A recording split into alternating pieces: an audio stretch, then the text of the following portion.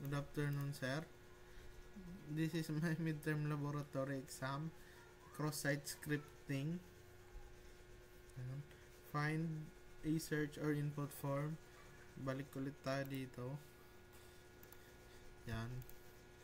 Search natin.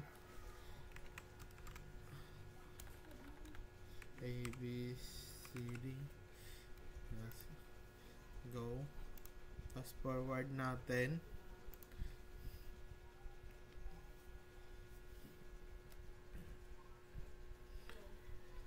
Yan, no ABCD. Tas forward natin. Pag open. Yan po, XSS attack. Nag-alert siya. Yan po.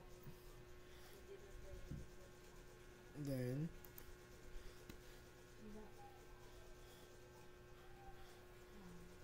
explain how XSS can be used or steal session cookies or execute malicious script.